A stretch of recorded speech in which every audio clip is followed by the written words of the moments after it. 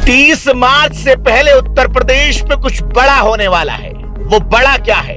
खबर आ रही है कि योगी आदित्यनाथ अब उत्तर प्रदेश छोड़कर दिल्ली जा रहे हैं। सरगर्मियां तेज है, सियासी पारा चढ़ा हुआ है और सियासी उठापटक भी खूब चल रही है।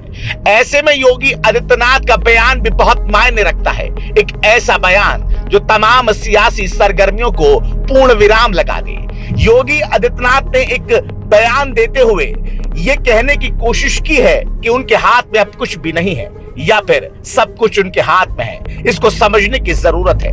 दरअसल उत्तर प्रदेश के मुख्यमंत्री योगी आदित्यनाथ का एक निजी चैनल को इंटरव्यू दिया। उन्होंने इस इंटरव्यू में कहा, उनसे इस इंटरव्यू में पूछा गया कि क्या वो तीसरी बार लगातार गोरखपुर से चुनाव लड़ेंगे।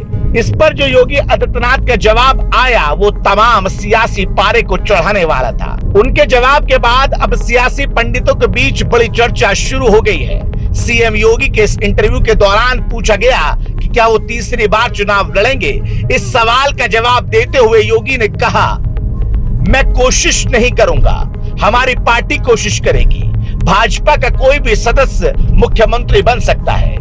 ये वही जवाब था जिसके तमाम सियासी पंडित इंतजार भी कर रहे थे। यानी उत्तर प्रदेश से योगी कब जा रहे हैं, शायद इनके जवाब में ये भी छुपा हुआ है। और सरगर्मियां जो लगातार पिछले सियासी पारे को पिछले दिनों में बढ़ाती हुई नजर आ रही थी, वो भी यहाँ पर देखने को मिली। शायद अब योगी को भी लगने लगा है कि उत्तर प्रदेश से जाने की उनकी बारी आ गई है।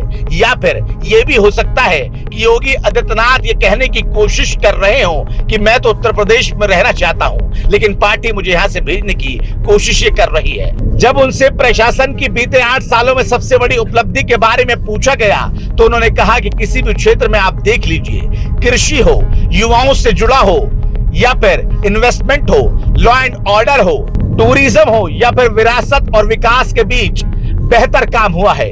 उसका सबसे महत्वपूर्ण उदाहरण देश में उत्तर प्रदेश हो सकता है। इसी दौरान महाकुंभ को मृत्यु कुंभ कहने पर भी विपक्ष को जवाब देते हुए योगी आदित्यनाथ ने कहा कि यह महाकुंभ था, ना कि मृत्यु कुंभ। उन्होंने कहा कि पश्चिम बंगाल से हर दिन करीब 50,000 से 1 लाख भक्त महाकुंभ में पवित्र डुबकी लगाने आ रहे थे। उन्होंने महाकुंभ को लेकर विपक्ष के नेताओं के बयानों की आलोचना भी की, लेकिन सबसे ज्यादा चर्चा में जवाब योगी आदित्यनाथ का वही रहा जब उनसे इलेक्शन के बारे में पूछा गया।